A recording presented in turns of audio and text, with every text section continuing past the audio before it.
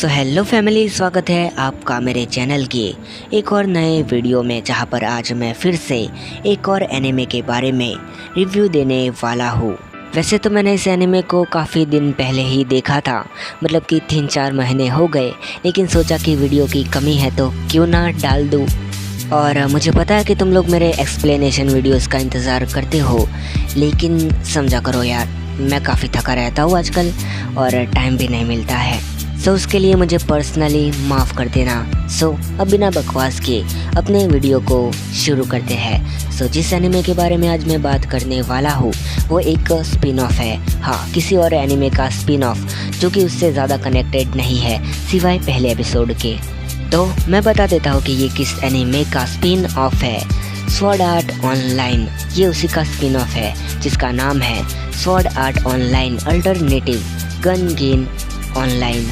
तो आइए इस एनिमे के बारे में थोड़ी सी जानकारी आपको दे देता हूँ। तो ये एनिमे शुरू हुआ था 2018 में और इसके टोटल 2 सीज़न हैं, जिसमें से दूसरा सीज़न 2024 में अक्टूबर में ही आया था। हालांकि ये बात अलग है कि मैंने वो नहीं देखा, क्योंकि मैंने कुछ दिनों पहले ही सीज़न 1 ख़त्म किया है। सो इसके लिए तुम मुझे बेवकूफ़ कह सकते हो। तो अगर मैं इसके जॉनरा की बात करूँ तो ये एक एक्शन, साईफाई एंड फैंटेसी वाला एनिमे है, जिसके अंदर वर्चुअल रियलिटी वाली चीज़ें दिखाई गई है। और अगर इसकी रेटिंग की बात करूँ तो इसे 6.7 की रेटिंग दी गई है IMDb पर, जब तक कि मुझे याद है। तो ये तो हो गई अपनी जानकारी की बात। अब अपने प्लॉट की तरफ चलते हैं कि आखिर इस कहानी का प्लॉट क्या है। तो अपने इस गेम की कहानी सेट है VRMMO, जिसे GGO के नाम से भी जाना जाता है।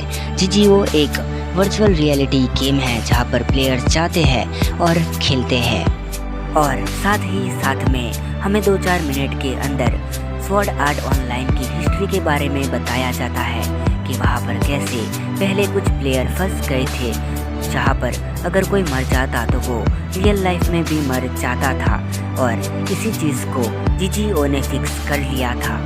की वजह से अगर कोई प्लेयर अब मर जाता है और बीच में ही गेम बंद हो जाती है तो वो प्लेयर अपनी जगह पर वापस आ जाता है, यानी कि अपनी रियल बॉडी में। इस गेम की हिस्ट्री बताने के बाद हमारी मेन कैरेक्टर की एंट्री होती है, यानी कि लेन, जिसे हम कैरन के नाम से भी जान सकते हैं। मैं लेन इसके लिए कह रहा हूँ क्योंकि पूरे एनिमे में उसका वही नाम ज़्यादातर यूज़ किया जाएगा। तो नाम से पता चल रहा है, वैसे ही ये गेम भी एकदम उन्हीं गेम की तरह है जो कि हम अभी खेलते हैं, बस ये वर्चुअल रियलिटी टाइप है, मतलब कि जहाँ पर तुम्हें सब कुछ वास्तविकता जैसा लगता है। और इसके अंदर अपनी लेन जाती है और वो वहाँ पर जाके कई सारे बैटल ग्राउंड एंड टूर्नामेंट्स भी खेलती है। पहले तो वो सिर्फ सिंगल प्लेयर के तौर पर ही गेम्स खेलती है, वो बचती है और कई लोगों को मारती है, लेकिन उसकी मर्जी नहीं होती है, वो बस सरवाइव करने के लिए मारती है। लेकिन जब उसकी मुलाकात एक लड़की से होती है जिसका नाम पिटोई है, उसके बाद ये दोनों ही मिलके काफ़ी अच्छी चीज़ें करते हैं, मतलब कि बैटल ग्राउंड में वो दोनों मिलके ही काफ़ी लोगों को धूल चटा देते हैं। जिसके बाद वो एम से मिलते हैं, एम जो कि पिटोई का एक साथी है पहले से। लेकिन सवाल ये उठेगा कि आखिर लेन ने इस गेम को क्यों ज्वाइन किया। तो सिंपल सी बात है, उसकी हाइट एबनॉर्मल है, यानी कि वो कुछ ज़्यादा ही लंबी है, लेकिन उसे छोटी हाइट वाली लड़कियां पसंद है और वो भी वैसे ही हाइट चाहती है।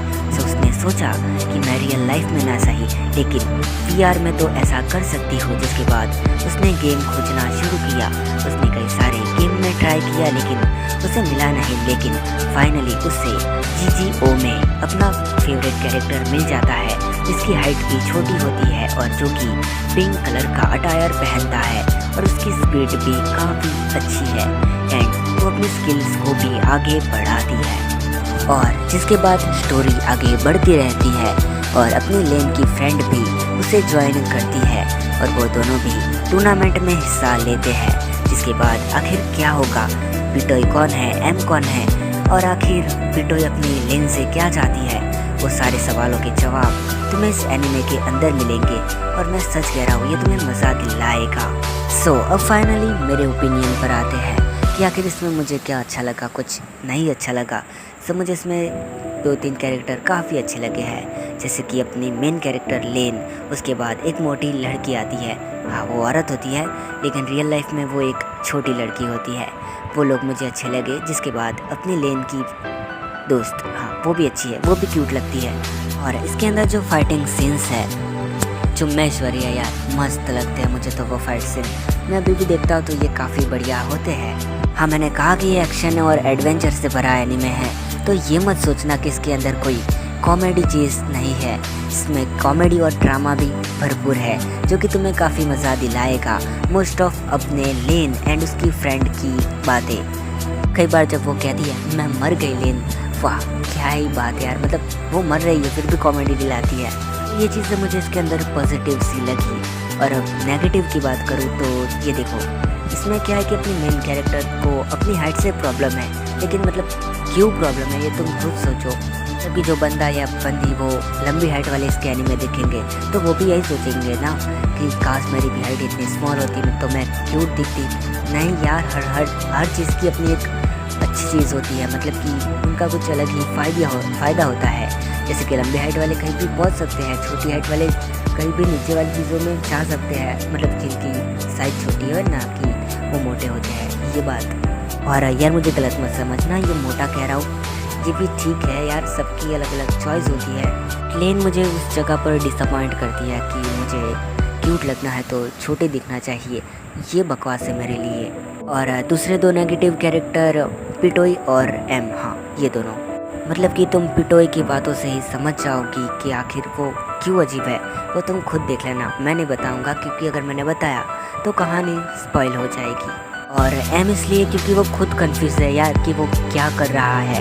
एक तरफ तो वो पिटोई के लिए काम करता है, एक तरफ लेन के बारे में भी सोचता है। सो वैसे ही बंदा हैंडसम है, मुझे चिढ़ होती है इससे। सो यही कुछ मेरे नेगेटिव और पॉजिटिव पॉइंट थे इसके बारे में।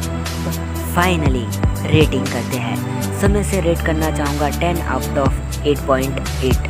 क्यों? क्योंकि इसके नेगेटिव पॉइंट्स हैं, इसी वजह से। हाँ वैसे हर एनीमे के नेगेटिव पॉइंट होते हैं, तो फिर भी मैं से ये दे रहा हूँ क्योंकि मुझे अभी भी कुछ चीज़ें हैं जो पसंद नहीं आई हैं। लेकिन तुम भी एनीमे देख लेना तुम्हें कैसा लगता है। एंड तुम्हें अगर ये एनीमे देखना है तो तुम्हें ये नेटफ्लिक्स एंड क्रंची रोल पर मिल जाएंगे। हाँ ये उसी जगह पर है। और प्लस पॉइंट तुम लोगों के लिए जो भी क्रंची रोल यूज़ करते हैं कि ये हिंदी डब में भी है। हाँ हिंदी डब में है और मैंने हिंदी डब में ही देखा, मस्त हिंदी डब है यार, तुम्हें मज़ा आएगा।